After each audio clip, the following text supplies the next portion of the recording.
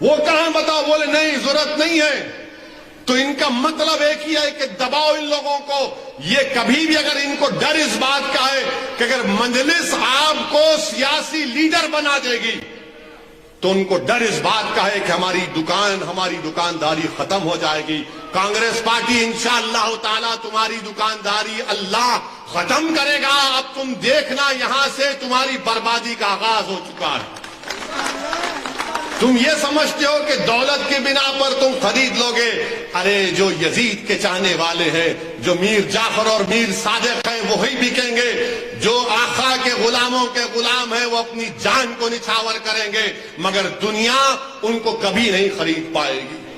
हमको सिखाया गया था, मेरी मां ने, मेरे बाप ने मुझे सिखाया कि तुम उनकी उम्मत हो जिनको कहा गया था कि एक हाथ में अगर चांद एक हाथ में सूरज रख दोगे, तब भी उन्होंने कहा था कि हम राय हक से मुंह नहीं मोड़ेंगे।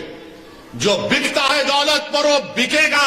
मैं बिकूंगा जरूर, मैं तुम्हारी मोहब्बत पर बिक चुका हूं जमालपुर की जनता। मैं हमारी इज्जतदार मां और बहनों को पैगाम देना चाहता हूं कि आपने मोहब्बत से जो मेरे सर पर हाथ रखा, जो आपने मुझे अपने दोनों हाथ अपने सर पर रखकर कहा कि बेटा जा, तू हैदराबाद से आया है, तू फिक्र मत कर, जमालपुर में हम तुम्हारा साथ देंगे। तो मैं हैदराबाद से आया हूं, वो हैदर कर्रार की सरजमीन, ये अहमद मुश्तबा की सरजमीन है इंशाअल्लाह ताला। ना हैदर अहमद से जुदा है। मेरे अजीज दोस्तों और बुजुर्गों, याद रखो आप मेरी इस बात को कि कोई पार्टी नहीं चाहती कि आप एक सियासी ताकत बन जाए। कोई नहीं चाहते। कौन चाहता है? जो गुलामी करेंगे, जो उनकी आंख में आंख नहीं डालेंगे, जो अपने आंखों को झुकाएंगे और हाथ बांधकर गुलामों की तरह कहेंगे, हे भाई कुछ नहीं निकलेगा, हम वो गुलामी नहीं करेंगे। ये मुल्क हमारा था, है और रहेगा।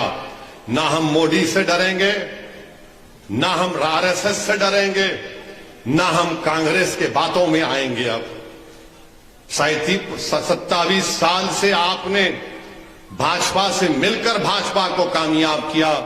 अब क्योंकि एक नई शुरुआत मजलिस इत्तेहाद और मुस्लिमीन कर रही है, इसीलिए कांग्रेस पार्टी और भाजपा को तकलीफ हो चुकी है। मुख्तलिफ तरीकों से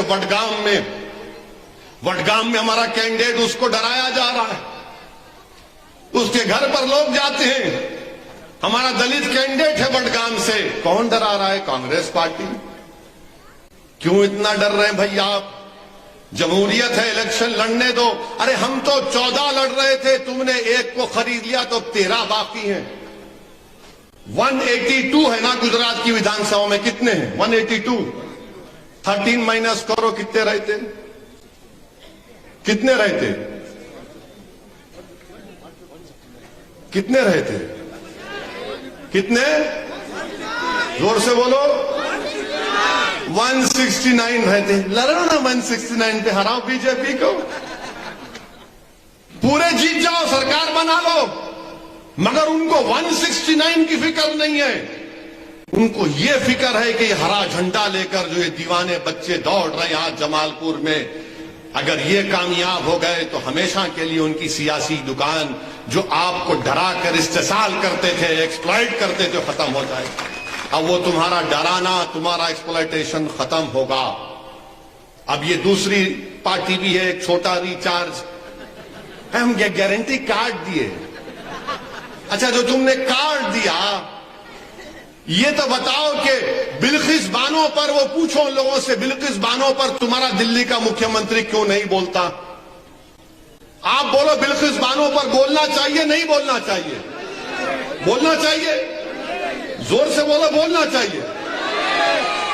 वो नहीं बोलेंगे। बोलेंगे नहीं, बिल्किस पे नहीं बोलेंगे, हम स्कूल पे बोलेंगे। अच्छा, तो यूनिफॉर्म सिविल कोड पे बोलो, नहीं उस पे भी नहीं बोलेंगे। डिस्टर्ब एरियाज एक्ट पर बोलो, वो भी नहीं बोलेंगे। तबलीगी जमात पर सबसे पहला इल्जाम लगाने वाला ये दिल्ली का छोटा रिचार्ज। जब तबलीग कोविड चल रहा था तो तबलीगी जमात पर इल्जाम लगा दिया गया और बाद में कोर्ट ने उसको खारिज कर दिया। माने दिल्ली में कोविड की लिस्ट आती थी कि इतने लोगों को कोविड हुआ, इतने तबलीगी जमात के लोगों को कोविड हुआ। आज वो आकर बोल रहा है मैंने काट दिया काट दिया काट दिया। मेरी इज्जतदार मां और बहनों, पहचानो आप इन लोगों को। हम आपसे एक ही बात की अपील कर रहे हैं कि आप एक मर्तबा मजलिस इत्तेहादुल मुस्लिमीन को मौका दो। एक मर्तबा पतंग के निशान पर पूरे एतमाद और भरोसे के साथ और पूरी बेबाकी के साथ आप 5 तारीख को मजलिस को, साबिर भाई को कामयाब करिए इंशाअल्लाह। जो काम जमालपुर में नहीं हुआ वो काम साबिर भाई करेंगे। मैं बार बार आपसे कह रहा हूं, याद रखो मेरी इस बात को आप। मैंने उत्तर प्रदेश के चुनाव में पुकार कर उत्तर प्रदेश की जनता से कहता रहा। 180 जलसे मैंने उत्तर प्रदेश में किए। मैंने उत्तर प्रदेश की आवाम से, अल्पसंख्यक समाज से कहा कि देखो ये हमारी जिम्मेदारी नहीं है कि किसी पार्टी को सत्ता में आने से रोके। हमारी जिम्मेदारी है कि हमारी आवाज विधानसभा में पहुंचे। जब हमारी आवाज विधानसभा में पहुंचेगी तो वो आवाज उठेगी नाइंसाफी के खिलाफ। वो आवाज उठेगी जब बच्चों को रात के अंधेरे में पुलिस उठाकर लेकर जाती तो उनके लिए, वो नौजवान को छुड़ाने के लिए वहां का एमएलए दौड़ेगा। जब किसी हमारी बहन की आबरू पर आंच आती है तो उसकी इज्जत के लिए सब कुछ कुर्बान कर देगा। जब किसी के घर को तोड़ा जाता है तो रात के अंधेरे में दौड़ कर आएगा। ये काम हमको कर सकते और करना चाहिए। मगर कांग्रेस ये छोटा रिचार्ज नहीं, सत्ता, अरे सत्ता तुमको मिली तो तुमने क्या किया बताओ हमको। अगर यहां पर मेरी तकरीर कोई बुजुर्ग सुन रहे हैं जिनकी उम्र 85 और 90 साल के अगर दरमियान में होगी तो मेरी बात से मुत्तफिक होंगे कि आज से 55 साल पहले, 53 इयर्स पहले, 69 का जो फसाद अहमदाबाद में हुआ था वो किसकी सरकार थी? किसकी सरकार थी? पूछो उन बुजुर्गों से क्या बुरा हाल हुआ था। 2002 के बराबर उसी तरह बर्बरियत के मजारे किए गए थे। मेरे अजीज दोस्तों और बुजुर्गों, इसीलिए मैं आपसे दबन गुजारिश कर रहा हूं कि आप 5 दिसंबर के दिन भाजपा को शिकस्त दीजिए जमालपुर से और मजलिस को कामयाब करिए। सत्ता में आने से रोकना हमारी जिम्मेदारी नहीं है। उत्तर प्रदेश की जनता ने असदुद्दीन ओवैसी की तकरीरों को सुना, नारे लगाए, जिंदाबाद, बड़े खुश हुए। मगर उन्होंने समझा कि शायद समाजवादी को वोट देने से कुछ हो जाएगा। दिया वोट और मिला क्या? घर तोड़े जा रहे हैं, जेलों में डाल दिया जा रहा है, कोई पुरसाने हाल नहीं है। इसीलिए हम आपसे अपील कर रहे हैं कि ये जो 13 हमारे मजलिस के कैंडिडेट हैं इनको कामयाब करिए।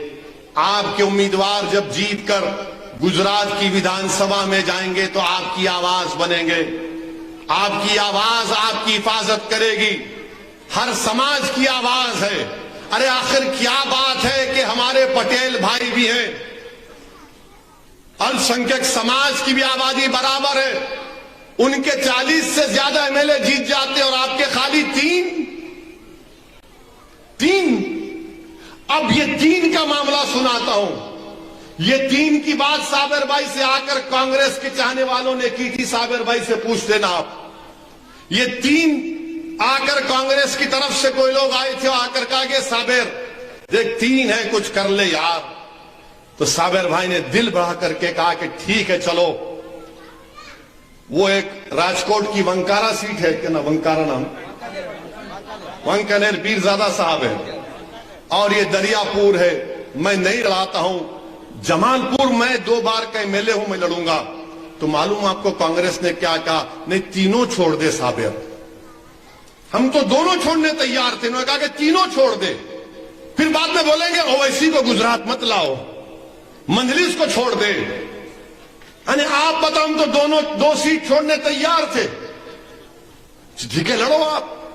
मगर नहीं। तो साबिर भाई ने कहा कि नहीं, जमालपुर की जनता को मैं उनका मखरूज हूं, उनकी मोहब्बत का। मुझे जमालपुर की जनता के काम करना है।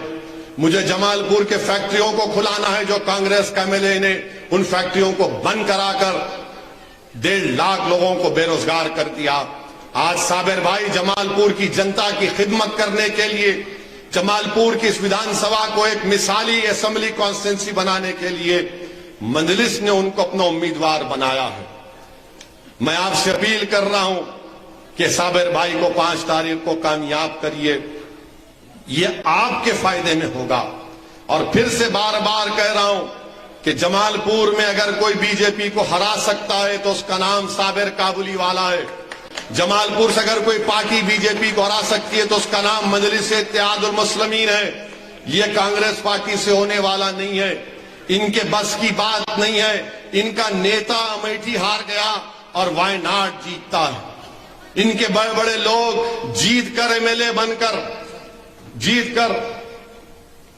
कर बनकर एमएलए बनकर बीजेपी के सामने जाकर